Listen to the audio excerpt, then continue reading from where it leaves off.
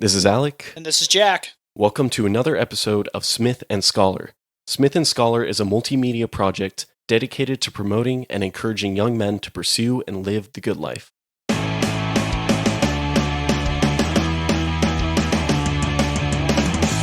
All right, so this topic, I think a lot of people will be glad to hear it now and potentially later down the line, and especially fathers and future fathers, especially for me and hoping that my children hear this one day. So we'll see, And why is that? Why are we interested in having future generations listen to this? Because today we're talking about something that is very important for children, particularly male children, and that is how to be a good son. Yeah, so while I did mention that, hopefully other people listen to this, it's not a preaching episode of like future generations heed our words, but it might be nice down the road, and it doesn't necessarily exclude daughters from this, but we are speaking as I don't have an experience being a daughter. Neither do I. Well, we can't exactly give that perspective as clearly as we can on how to be a good son. And then, on the other hand, I guess we'll get to this a little bit later, but what does that look like over time, again, for a 3-month-old? Well, they won't be listening to this. If they do, thank you. Yeah. Thank you for listening. Bringing down the demographic age. For sure. Anyways, it looks different in each stage of life, which we'll discuss a little bit at the end. But yeah, basically, it's a continuation on our last episode on heritage because we talked about family and nation. And this is getting more specific into the specific relationship and living out virtue in heritage. And specifically, I've said specifically now 3 times in the past 10 seconds, the relationship between parents and son, or parents and child, father and child, mother and child. And each of those dynamics are going to be a little bit different. And we might get into some of those dynamics, but let's just go ahead and jump into, as we always say, why is this important and how does it pertain to the good life? Yeah, so again, remember part of living the good life is, we're really focused on ordering our lives in a lot of ways, and particularly when it comes to relationships. And we want to look to good examples and whatnot about, what it means to be a good son and fulfill that role, that is in, biologically and in reality thrust upon you as a male child. And, so in that way we're concerned about, how we order ourselves to, our parents. And then also, again, growing in virtue by being a good son. And there's all sorts of ways, and different virtues that, are apparent in being a good son. For example, there's piety. So similar to what we're talking about last week with heritage and, having, familial being, having piety towards your elders, same sort of thing, and it's the same exact thing when it comes to being a good son, respect for your parents, piety. There's also, I guess, obedience or docility, not docility like, afraid in the corner, docile, but obedient, following our parents' directives. And of course, that's within limits. And, again, everything moderated by virtue. And finally, I guess another one would be charity. And this is a big one because I think charity is a theme that we haven't explicitly talked about, but in the last couple of episodes, it's certainly pervaded it. We brought it up a little bit in community. It's certainly, I think, in heritage, charity or love for your past, your background, that sort of thing. And it's certainly important in being a good son, growing in love for others, particularly our family, and especially our parents. Yeah, so with all these different virtues, we can see really that sonship is pretty special because we can develop these virtues, and especially in the context of the relationship. So it's a very intimate relationship that's, occurring and developing because it is the people who brought you into this world. I'll just leave it there. Who brought you into this world and are raising you and taking care of you and doing everything for you. And again, you were born, you couldn't do anything for yourselves. So they had to take care of you, they had to feed you, they had to clean you, they had to do everything for you. And then if there's, again, I mean everything. I want to make that clear. I'm talking to you, kid. Everything. So if they can give you everything, it's going to be really hard to repay them for that. And can you? I mean, one question is, can you ever really repay your parents? And that's a hard thing, to think about. So definitely think about that. Maybe we'll talk about it at the end. But there are things you can do along the way to repay some of the debt. And I don't want to say it debt like you really owe them something, because I mean, they brought you into the world hopefully to love and cherish you, and not out of this sense of duty of, justice, in the sense that, look, I gave you life, you got to give me something in return for it. But no, I think there definitely is that, and we'll talk about it a little later, but, something is definitely owed to our parents, and that's, an impact area for being a good son in a way. Yeah, so ultimately it's respect, and respect will take many different forms. So I just want to mention a few different examples of where this sonship is brought up in different media. So one pretty big example is the Bible, with God and Jesus, God the Father, God the Son, and that's pretty pronounced in the New Testament, especially in the Gospels, and their relationship and their communication with each other. Another example I wanted to bring up, and I was just trying to think of like, what examples do I remember from media, and there are quite a few, but I thought this one was really good. I don't know if you've seen it, but Warrior, it's an MMA movie. I don't think I have. It's with Joel Edgerton, Tom Hardy, who's one of my favorite actors, and Nick Nolte.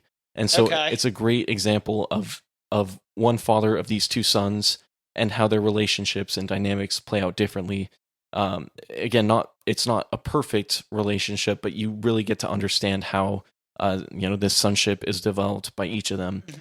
A more funny example is Psych with Henry and Sean Spencer, how you really see their relationship grow throughout the series from a lot of dependence into more mutual respect for each other. And there are lots of others. So I just wanted to bring those up because luckily there are good examples out there in media of being a good father and son. And so implicitly, we will get into a little bit of what is required by parents in the relationship, but we'll try and focus on what it means to be a good son. So I guess the next question is what can we specifically do to be good sons? And first off, I think there's a couple of things that we all need to recognize as sons that are sort of universal. First off, I think we need to recognize, and of course there are exceptions, but Alec brought this up, just moments ago, but we should recognize that our parents do the things they do primarily because they love us. We were brought into this world, and they want to love and cherish us, and they want us to succeed, and they want us to live good lives. I think, for the most part, it'd be hard to find a parent who would deny that they want their kids to be loved and to succeed and to live good lives. That would be an aberration, in my opinion. Again, there are exceptions, and those are typically sad exceptions. But for the most part, this would probably be any parent's response. Second, I think we need to recognize that our parents are human. And this kind of goes along with the first part, right? Parents make mistakes. They're human beings. They miss the mark, and they fail to act virtuously just like you and I do, right? And so sometimes they fail to be prudent, sometimes they fail to be just, sometimes they fail to be charitable. And we need to recognize that oftentimes they want us to avoid making these same mistakes, right? And essentially, sometimes it's as explicit as, son, learn from my mistakes, or it might not be, but I think they want us to learn from their mistakes, right? And, they want us to, especially if you come from a family like Alec and I, our separate families who are concerned with raising good men and wanting us to live good lives and pursue virtue. This is certainly something I think is clear. Like, there are just instances where your parents tell a story about something that they did in their youth, and they wish that they had done things differently. And, you develop wisdom and knowledge and grow in virtue in that way. But those are just some general things. And I think with that framework in mind, we can specifically move on to some specific aspects that pertain to virtue and being a good son. Yeah, so especially when it comes to, again, the good life, we did mention a few of the virtues at the beginning: piety, charity, humility. Well, humility with regards to heritage, but then docility, which I guess humility is a part of. So, going into the idea of humility, it requires you to not only be thinking of yourself. And so, in order to be a good son, you really do have to be thinking of others and especially respecting your elders in these times. So, that means you need to be a good listener. And sometimes I'll say kids might be very good listeners and hear everything that their parent says, good and bad. But to get to the point, sometimes it can be seen that you don't respect elders, or we're pursuing things outside of our family. You know, we only listen to our friends or the media, or things that are not always ordered to the good. So we should recognize that those who are helping raise us do have good things to say, and that our parents uh, can relate to what's going on in our life because they also grew up. They also know what's going on.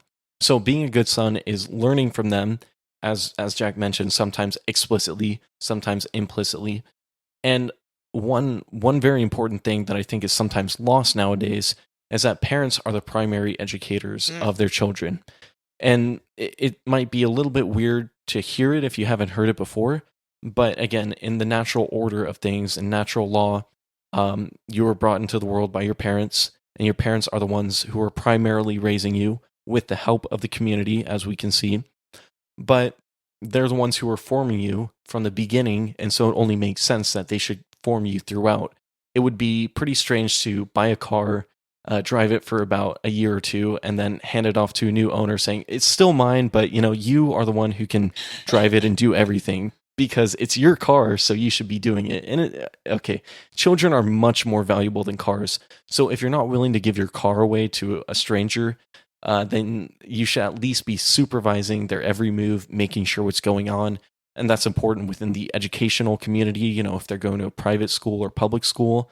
But if you're homeschooling, then, it's one way to do that. So being a son, you should be very attentive to what your parents are saying and doing as they're raising you. So I think that's one thing to touch upon there. Yeah, no, certainly. And I think, um, like, again, it's like the practicality, right? Like, through listening, you not only are able to like heed the commands of your parents and you know recognize the duties that you owe to them, but also you're actually able to learn and intake. And speaking of duties, I think, at least in my mind, the primary virtue that might be most apparent for being a good son is justice. And I think we should recall that justice is a virtue that's whose primary concern is ensuring that we give to the other what is due to them, right? And it's heavily relational. And I think that maybe a good way to think about being a good son begins with recognizing what is due to our parents and trying to fulfill those obligations. And so, to begin, I think one of the things that you talked about at the very beginning is respect, and I think one of the things we owe to our parents is honor and respect. Parents make a lot of sacrifices for their children. In my personal experience, from a time and resources perspective, my parents put a lot of time and a lot of money into ensuring um, that my brother and I would be able to go through Catholic school for the majority of our primary education, and to ensure that both of us could play competitive club soccer. Um, they devoted time to ensuring that we grew to be like good young men. When they could have gone and done other things, and you know we should honor and respect their decisions because we can recognize that they've made certain commitments, and even when we think that those decisions and actions are unfair, they're often in our best interest, right? Even when we don't immediately see it. And I think that's a hard thing to it takes a healthy dose of humility to recognize that. And that can be especially difficult. I think I've had a great upbringing and have been very lucky to have the family that I do. And I know that not everybody has that, and so it can be hard to um, maybe this is another aspect of it, and as it comes to mind, maybe we can talk a little bit about it, but like the roles that humility and forgiveness play in being a good son, and maybe we can tack that on at the end. Yeah, so another thing that we can look at is love for our parents. So we can give them respect, we can be just in our relationship, but we should also take a step further beyond that and love our parents. And so I guess the best form of love that we should be showing our parents is towards agape, the self-giving love, doing anything for them, because as we mentioned in the episode on love, parents often exhibit agape for their children because they will do anything for them. They will drop everything to save their life, to do anything to raise them, especially. So, children, sons, should also be showing that love, should be reciprocating that love, and that means um, making sure that you're actually in a relationship with them, that you care about them, and that you are trying to help them towards the good, which means, again, respecting them and doing what they say to help both of you move forward in life. And so another aspect is obedience, which follows in the idea of justice and love, and that we should do what is asked of us. And it's not always easy, especially when you're growing up and they say, do the dishes, mow the yard. It's hard, but it's something that is, again, owed to them. And it also helps us grow in the virtue of obedience when we're able to carry out these things, these tasks that they ask for us to do. So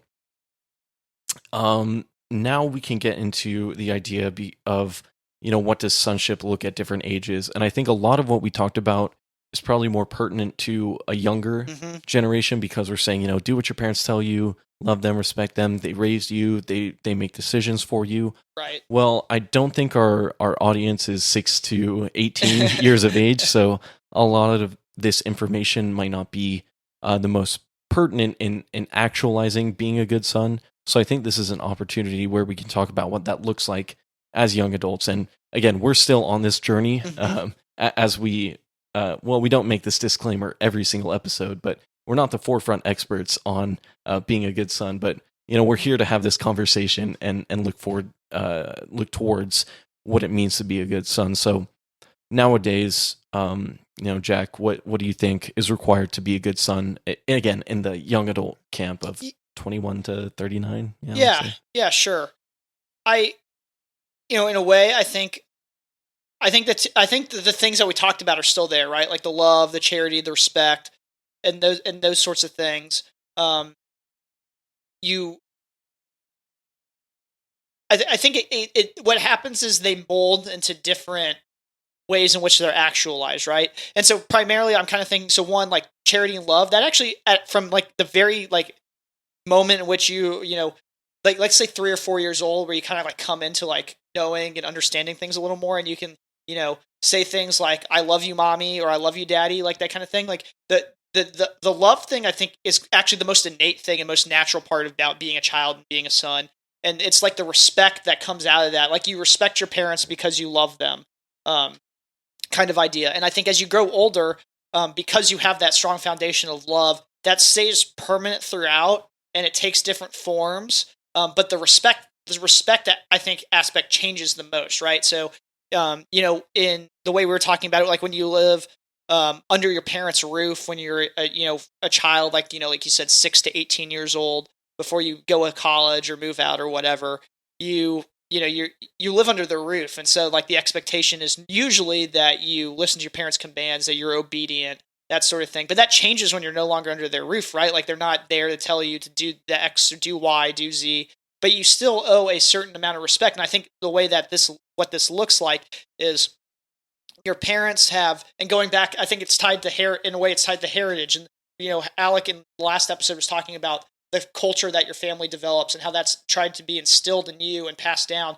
I think what that becomes is that what that respect now looks like as a young adult is actualizing it, right? Like trying to live up to the things, the values and the virtues that your parents have tried to instill, continuing to develop those and to actualize them and pursue them in your life. It's in a way, I'm not sure if that sounds vague. I don't know, Alec, you can weigh in here, but to me, that's like one way in which it changes a lot. Is it like the respect? It's still there. Like you're supposed to respect them, but it's not like respecting their commands, because the commands aren't there anymore. It's in a different mode. Yeah, so one thing that I just thought of is in actualizing your family culture is actually to continue your family and biologically continue your family by having children.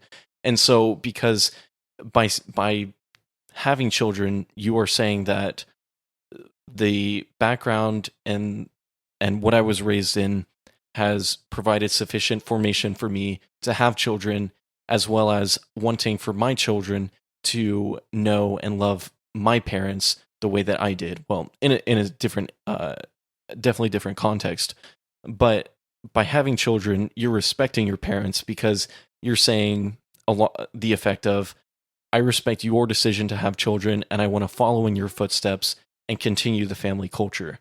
And so I know anecdotally a lot of parents, parents, friends, let me think about this, friends' parents Uh-huh. who are looking forward to grandchildren. I think, namely, Jack, right? Although My parents? yeah, Yes. it's farther down the line in the right context, Right, having children. obviously. But especially parents with married adult children Mhm. are even more looking forward to having grandchildren because they're in the right state of life. Mhm. The time ought to be right to have children. And so looking forward or towards having grandchildren and then providing grandchildren, again, not in this transactional measure, Right. but that's one way to respect and honor your parents and show love, because then they also get to exercise love in a different format on a different human being, and then also be able to receive love from another human being. And I can say anecdotally, my both my parents and in-laws love having a grandchild, Mhm. and although my kid is still at a very young age, they're still able to show love, hugs, Mhm. and whatnot, and they love that experience with their grandkids. So Mhm. it's definitely one way in which this can be actualized. Yeah, and I mean, I think, and this will. It's really, and so one of the things that I was thinking about as we were, preparing what we wanted to say today, and this idea of like the transition really came to mind, and I think it becomes, how there's like that the reverse, and I think it's so true. Like, you talked about, when you get brought into this world by your parents and they literally give you everything. I think that the roles get reversed, right? Like, I mean, it's just the natural, and unfortunately, because we don't have multi generational homes anymore, um, this, maybe this falls by the wayside, but in some families, which I think is sad, but think about it, when your parents get to a point in their lives where they, have a hard time taking care of themselves because of age or infirmity, like, I think it is our duty, it is owed to our parents, because and this goes back to that idea of paying back that debt, right? Which, as Alex said, is, I think, a debt that remains unpaid forever. It's just an unpayable debt, and but it goes back to that idea, and I think that's something that we all should take very seriously as we grow older. I think, so for instance, my mom's father has, been in I guess, a retirement, living in a retirement community on his own for the last, oh, I guess it had, well, it's not that long, 2.5 years now, 2.5 years, I think. But we talk about this all the time, and then like having the experience that my dad's mom is having basically been in hospice care in her house for the last 2.5 years, which is incredible. But like, just like the care that they have to provide for her, so I'm far off from having my parents in that position, but we talk about it all the time. It's like, what are we going to do in this situation? Like, what would be best for them? That sort of thing, and recognizing that that is something that will be owed to them, a concern and care for them. And again, I think it is sad that this is something that doesn't happen as much anymore. And I wish, I hope by talking about it that people who are listening to this take that more to heart, because I think it would make the end of life for a lot of our parents more comfortable. It would return the love that they showed to us to them in a very real way. I don't know. Do you have thoughts on that, or how it might how this, what we're talking about, sonship, transitioning more and more as we grow older? Yeah, I definitely agree completely with the kind of responsibility that we have to take care of our parents as they age. And it does look different in each circumstance. It doesn't necessarily mean moving in Right. with your parents or your parents moving in with you, because there's different Uh huh. circumstances. But one thing that you ought to do, I believe, is visit or at least Yes. call or Hmm. communicate with parents or grandparents, And that's one way to be a good son towards them, is maintain that relationship, because if you're not talking or not video calling or something, then you're missing out on each other's life experiences. And one thing I think of often is kind of the percentage of a kid's life compared to their parents and how that changes over time. Uh-huh. So for instance, my life is roughly 1/3 of my parents' life right now, Uh-huh. and then my kid's life is roughly 1/25 of my life right Right. now, or something, something along those lines. But as you age, the proportions change a little bit, Uh-huh. and you're getting to, and then conversely, my parents, my life is 100% of my parents' life, and my kid's life is 100% of my life. So, Right. they know you your entire life. You only know them for, a very, well, I wouldn't say small, but a small portion of their life. So it makes sense to get to know them more proportionately as much as you can. And it's a weird mathematical description, but I think the point is, they've known you your entire life, Uh-huh. and you haven't known them your entire life. Well, you've known them your entire life, not their entire life. So doing our best to get to know them as we grow, because you can be friends with your parents, and that's kind of the next thing I'm going to go into. That's what I was about to ask about. Is Yeah. you can be a son and you can be a friend of your father, and again, that friendship is going to look different. You're not going to be all joking around and playing rough with with your father necessarily, but being able to communicate and have hopefully the friendship of goodness where you're both pursuing virtues together. Mm-hmm. Yeah, I was just about to ask. My question was going to be like, do you think at some point, part of being a good son, part of sonship is developing, in a real way, friendships with your parents? And my answer was going to be absolutely yes, because at some, like it's part of becoming, in a way, an independent adult. That might be the way that the culture, like writ large, portrays this understanding. But I think in a way, like, you develop and you grow, you become older, you develop certain interests, and you like want to share those interests with other people. And because your parents have been, like you said, they have known you for the entirety of your whole life. So for the most part, they are very well aware of what your interests are and that sort of thing. And a lot of the times, your interests develop because they were their interests and they pass them down. And so these have become commonalities in which you can develop, the friendships we've talked about. And it's kind of a neat thing, because you can have like a friendship of pleasure, with commonalities with your parents, but it goes beyond that, because there's that bond between parent and child that's so special, and again, the justice and charity that is owed by each party to the other. And I think that's a really neat thing that comes about because of the unique relationship between a parent and child. Yeah, and I just want to add one point, is that we were talking about in earlier life, you were taking directives from your parents, and then as you progress in life, you're not taking directives necessarily, but you're co-directors. Mm-hmm. So it's a give and take as you grow older. Yeah, absolutely. And I can't remember what the like topic of conversation was, but it was basically around people telling me what to do and like who I listen to. Oh, it was about people's opinion. Whose opinion do I care about the most in life? And I think I said we were talking about this at dinner. I said, okay, it's the three people at the dinner table with me, so my parents and my brother, and then God. And then my mom was like, and your grandfather. And I'm like, yeah, you're right. Like when my grandfather tells me something, like I listen to him, right? And so it's like, I think that's, as an adult, I recognize that I'm able to make my own decisions about things. But because of the relationship I have with my parents or my grandfather, I can go to them for counsel. And actually, I think that's another way in which the relationship, that puts a name on the way in which the relationship differs, from an early age. It's not counsel or advice, it's more commands, right? And then as you grow older, it becomes, like you were saying, co-decision makers or co-directors.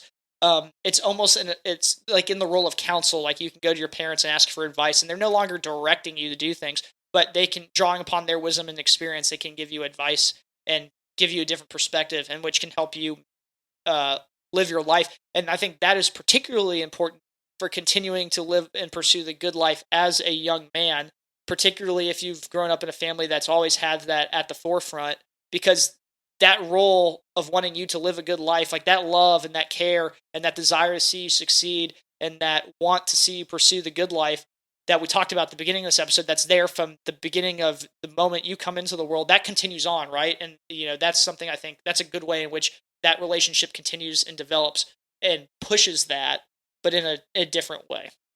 Yeah, definitely. So I think that's a pretty good summation of how we move forward from childhood into adulthood with relationship to our parents. And I think since you summed up everything pretty well, any final thoughts to add? No, not at all. I think we've kind of been discussing relationships a lot, and I think we're gonna take a break from that over the next couple. Well, we still have one more on locality. And being a good brother. Oh, and being a good brother. Yeah, So next week we're gonna do being a good brother, and then we're gonna do some other kind of topics that are aside from relationships, and then we're gonna come back to locality, which will hopefully tie in a lot about what we're talking about, particularly as it relates to being a good brother, being a part of a community, and being a good son. So we have that to look forward to. Yeah, and then just another thing, like I was talking to my dad about this podcast, and he's excited for it and enjoys the concept and ideas, and potentially we'll have our respective fathers on here one day. Yeah, that would actually be really cool if we could get them on, and I don't know, we could do anything from like, maybe if they do a lot of listening, they could just want to talk and, reflect about what we've done. Or, it could be just like, here are a bunch of questions we want to ask our dads about living the good life and, question and answer. That could be fun. So yeah, no, definitely should come down the pipe at some point. Yeah. All right. Well, I think that's about it then. So see you next time. Yeah.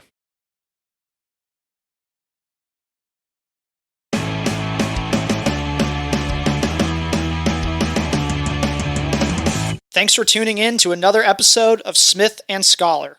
If you liked what you heard, please subscribe to our podcast on all the major platforms, including YouTube, Apple, and Spotify. Also, follow us on Twitter to stay up to date with everything we are doing and thinking. Finally, feel free to give us feedback and ask questions across the different platforms. We'd love to hear from you. Until next time, this is Smith and Scholar.